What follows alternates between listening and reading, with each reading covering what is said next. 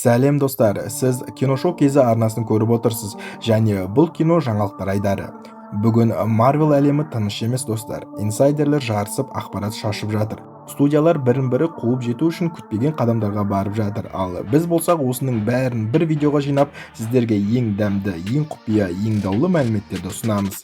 Кек алушылар қиямет күні трейлері, түнгі ұлдардың жасырын құрамы, өрмекші адам 4 тизерінің күтпеген жүрісі, Sony'дің айласы, Marvel'дің дүрбелеңі, тіпті Энтони Маккейдің Оскарға ұсынылуы.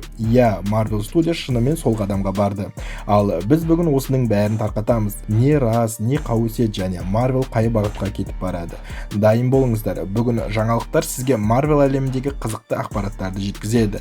Ал енді бастаймыз. Руссо бауырлары өздеріне тән стильде кек алушылар қиямет күні сюжетіне ишара беретін тағы бір қызық пост жариялады. Бұл жолы олар символикалық What's Going On, яғни не болып жатыр әнімен бірге біртүрлі видео салды. Онда не болып жатқанын түсіну қиын. Доктор Дум мен темір адамның маскасын киген екі әйел рэп оқып тұр. Ал артқы планда Сью Шторм мен Франклин Ричардстың мүсіндері көрінеді.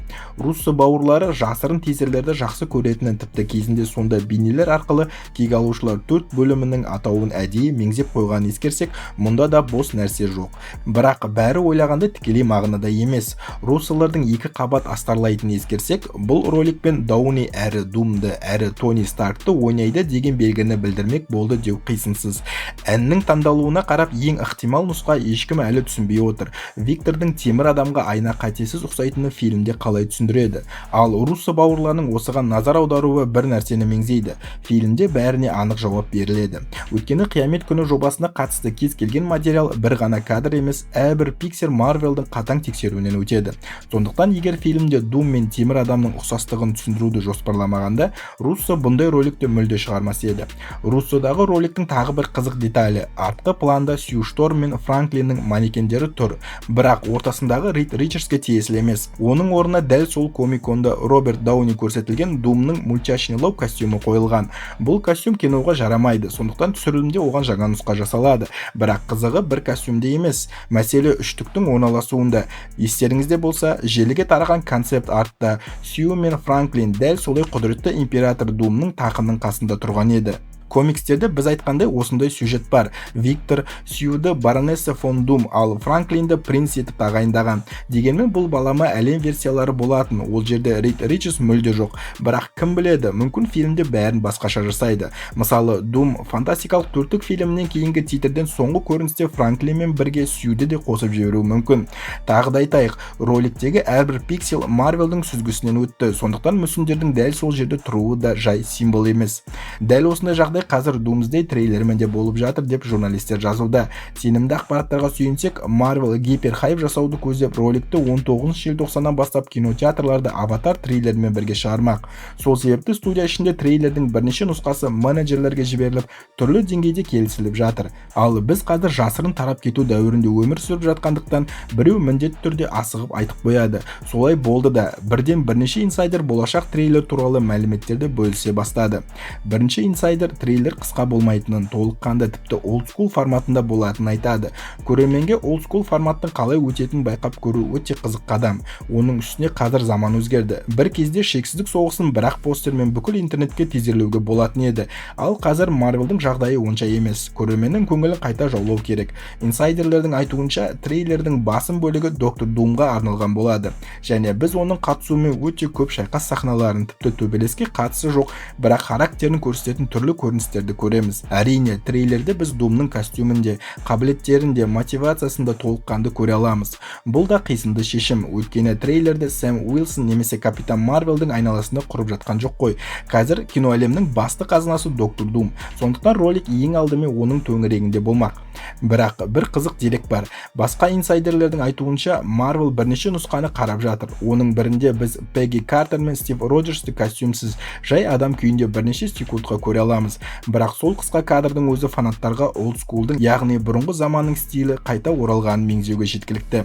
Ал әрі қарай инсайдерлер трейлермен тікелей байланысты емес, бірақ фильмге қатысты жаңа қауесеттері де бөлісуде. Біріншіден, Думсдейде 3 түрлі әлемнің қақтығысы болады дейді. Негізгі Марвел әлемі, X адамдар әлемі және үшінші бір әлем, көп болжам бойынша фантастикалық төрттікі. Екіншіден, Marvel X адамдарының әлеміндегі басты жұлдызды Росомахадан емес, Циклоптан жасағысы келеді деген сөз бар. Хью Джекманның қайта оралуы тамаша жаңалық болғанымен, Джеймс Марсден де өте мықты актер. Ал Циклоп фильмдерде әрқашан Джекманның көлеңкесінде қалған. Комикстерде жағдай керісінше, ол өте маңызды кейіпкер. Бұл жолы Marvel бір ерекше нәрсе көрсеткісі келетін шығар. Тағы да Джекманның айналып жатқан денесіне сеніп отырмай. Айтпақшы, сол Мстительдер мен X адамдарының мутанттар сарайындағы төбелесінде Хью Джекманның өзі де болады. Тіпті жалғыз емес, жанында Дэдпул және Домино рөлінде Зази Битс та бар көрінеді. Доминоны да қайтарады екен, бірақ бұл Джекманның Думсдейдегі жалғыз көрінісі болуы мүмкін, өйткені оны маңызды орынға кейінге сақтап отыр дейді. Ал Доктор Думға келсек, оны қысқаша айтқанда Дарт Вейдер сияқты қылмақшы деген сөз бар. Яғни оның костюмы тек қорғаныс емес, оның өмірін тікелей ұстап тұратын жүйе болуы мүмкін. Комикстерде көбіне Виктордың тек беті жараланған болып көрсетіледі. Оны білеміз. Фильмде Руссо бауырлар күтпеген қадам жасайтындай. Комикстердегі сияқты тек бетін емес, бүкіл денесін жаралап көрсетіп, ал бетін керісінше сол күйі қалдырып постерлерде Роберт Дауни түрін пайдалана ма? Қазірше ол нақты емес. Өйткені алғашқы сапалы суретте Дум маскада тұр. Оның үстіне қолында Шанчидің сақиналарына ұқсайтын бірдеңе бар, және Мьёльнирдің эмблемасын еске түсіретін белгі де байқалады. Тағы бір инсайт. Кек-алушылар фильмі Патрик Стюарттың мансабындағы соңғы картина болады дейді. Актердің жасы 85-те, ол зейнетке шығуды жоспарлап отыр, әрі профессор X рөлінде марафонында өзі жеткілікті атқарды. Дегенмен Стюарт құпия соғыстар үшінде кадрларын алдын ала түсіріп тастаған болуы мүмкін. Ол фильмде де көрінуі ықтимал. Бұл жерде нақты жаңалықтар да бар, және бұл жолы шүкір, жай сыбыс емес. Marvel келесі жылдың сәуірінен қыркүйегіне дейін Британиядағы түсірілім павильондарын ресми түрде брондап қойған. Демек, құпия соғыста жарты жыл бойы түсіріледі. Бұл жобаның алып масштабын көрсетеді. Сонымен қатар өкінішті бір жайтты да аңғартады. Фильм 2 бөлікке бөлінбей, бір бөлікпен шығады. Кевин Файге де фильмдердің үнемі кейінге шегерілуін шаршаса керек. Кек-алушыларға барынша күш салып, бәрін уақытында аяқтауды көздеп отыр. Жақсы жағынан қарасақ, актерлар жобаның қарқынын ұстап тұрады. Әрі арада ұзақ үзіліс болмағандықтан, біреуде жеке басының кедергілеріне байланысты қиып тастау қаупі де азаяды. Бірақ кемшілігі де бар. Құпия соғыстар секілді ірі атау тіпті трилогияға лайық еді. Ал Marvel оны тым қысқа форматта шығарғалы отыр. Бар болғаны 3 түрлі әлем, оның өзінде басты рөлдерде тек тәжірибелі кейіпкерлер. Мульти-әлемнің сагасынан біз күткен деңгей бұл емес. 5 жылда балама кек-алушылар командасын құруға да болар еді. Дұрыс иллюминаттарды да көрсетуге болар еді. Тіпті 94 жылғы мультсериалдағы өлмекші адамды да камео ретінде тартуға болар еді.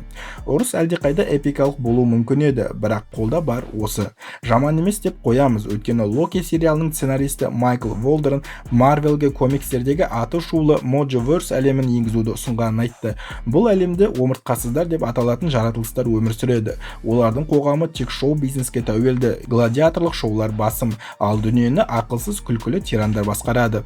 Қысқасы, қазіргі әлемге арналған сатира. Жақсы болғаны, Marvelдің ішінде біреу ақыл тауып, бұл идеяны бірден тоқтатқан. Мүмкін Райан Рейнольдс қолға алса бірдеңе шығарар ма еді. Бірақ қазіргі Marvel түсіретін болса, қолынан 100 жыл бойы ұялатын деңгейдегі юмордан басқа ештеңе шықпас еді. Енді жақсы жаңалықтарға көшейік. Құпия соғыстар түсірілімінің ресми емес құжаттарында Дауни мен басқа түсінікті фамилиялардың қасында Том Холландтың да аты көрінеді. Бұл әлі растау емес, бірақ өндірістік журналдардағы осындай жазулар шындыққа ең жақын ақпарат болып есептеледі. Біз әлі күнге дейін қиямет күні Том Холландсыз өтеді дегенге сенбей жүрміз. Әсіресе 4-ші өлмекші адамнан кейін ол формада жүр ғой. Сондықтан ақпан айында қосымша түсірілімдерге келіп кетуі әбден мүмкін. Ал құпия соғыстар фильміне өрмекшіміздің қатысатыны 100%. Онда ол бұрынғы ұстазымен, яғни Тони Старкпен бір көріністе міндетті түрде қайта жолығады. Ал өз 4-ші фильмінде ол Флэш Томпсонмен де кездеседі. Ақпараттарға сенсек, Тони Ревелори өрмекші адам мүлде жаңа күн сюжетінде рөлін қайта сомдайды. Бұл әсіресе кино әлемде Том Харди сомдаған Веномның бөлшегі бар екенін ескерсек, өте қызықты бағытқа айналғалы тұр. Комикстерде Флэш Томпсон тек Веномның ғана емес, антивеномның да иесі болған. Ең басты атағы агент Веном, яғни ақш үкіметіне жұмыс істейтін мерген. Үстінде симбиот, адам өрмекшінің қабілеттері бар, мінезі дұрыс, жағымды кейіпкер. Актердің өзі де бұл сюжет желісін кинода ашып көрсеткісі келетін бірнеше рет айтқан. Бірақ бір үлкен мәселе бар. Бір кезде Марвел Холландтың өрмекшісіне басқа леп беру үшін кастингке мүлде комикстегі кейіпкерлерге сай келмейтін актерлерді таңдады. Флэшті ойнайтын дәу күшті жігіттің орнына Револориді алды. Ал комикстердегі қарапайым сәл солғындау Неттің орнына күлкілі толық жігітті алып қойды. Комикстерде бұл екеуі кейін үлкен қаһармандар мен зұлымдарға айналады, бірақ кинода бұлай ету таза комедия болып кетеді. Өйткені екі актердің де сыры мен болмысы агент Веномға да, Хоб-Гоблинге де мүлде келмейді. Дегенмен Марвел бұл жерде де бәрін таңғалдыруы мүмкін, өйткені кино әлеміне жаңа серпіліс ауадай қажет. Ал енді достар, сіздерге шағын эксклюзив. Бұл ақпаратты бізге сенімді дереккөздер жеткізді, сондықтан құлақ түріңіздер. Sony студиясы қазір өте қызық шешім қабылдауға жақын.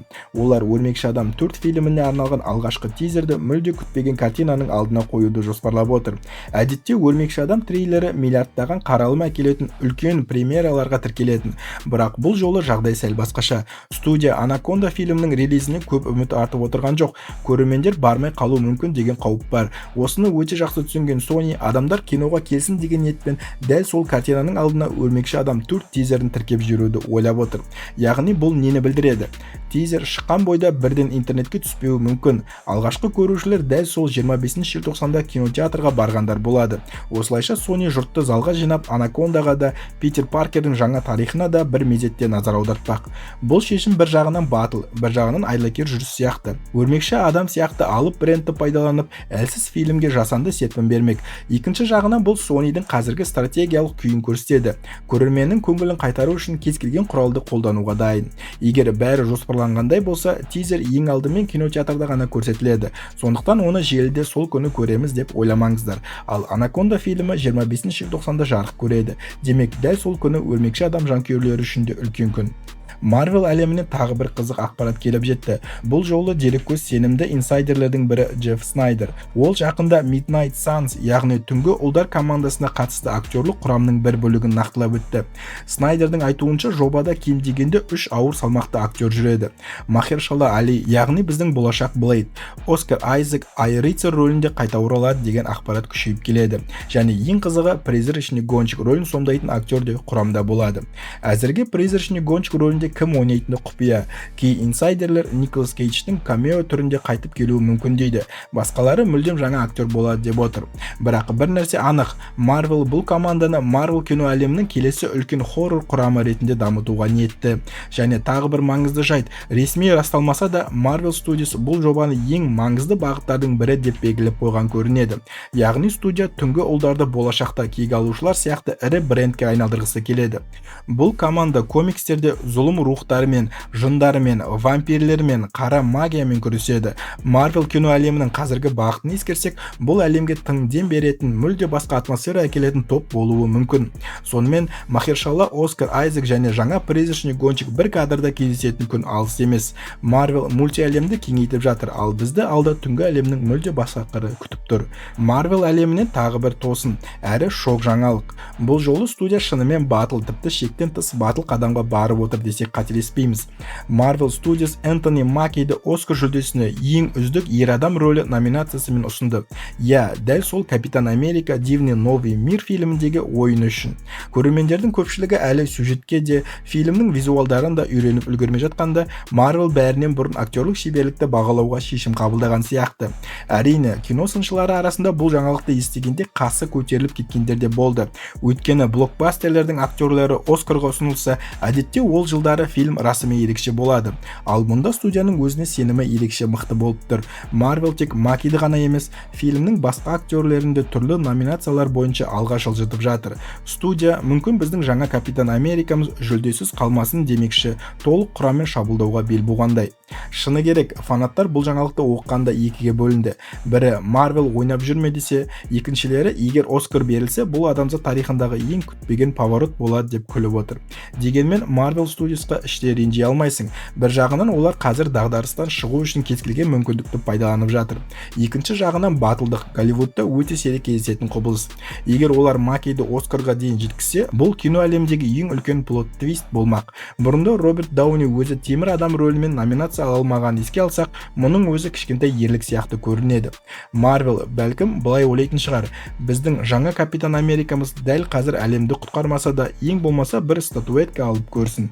Ал бұл әрекеттің жүзеге асатыны уақыт көрсетеді. Бүгінгі Marvel әлеміне жеткен ең қызық жаңалықтар осымен тәмам. Көріп отқандарыңыздай, студияларда тыныштық жоқ. Жаңа трейлер, күтпеген шешімдер, күдік пен үміт аралас инсайттар, бәрі қозғалыста. Кино әлемнің келесі кезеңі қалай болатын уақыт көрсетеді. Бірақ бір нәрсе анық, алда бізді үлкен өзгерістер күтіп тұр. Егер сізге осындай форматтағы толық ақпараттар, инсайттар, түсіндірмелер мен талдаулар ұнаса, онда айта беріңіздер. Біз бұл жаңалықтарды енді апта сайын шығарып отырамыз. Marvel, DC, кино әлемі бәріндегі ең маңызды хабарларды бірінші болып осы арнадан көре аласыз. Арнаға жазылуды, лайк басып, пікір қалдыруды ұмытпаңыз. Сіздердің қолдауларыңыз бізге жаңа видеолар жасауға шын күш береді. Келесі аптада жаңа жаңалықтармен қайта қауышамыз. Сіздермен болған Киношоу кезі, келесі кездескенше.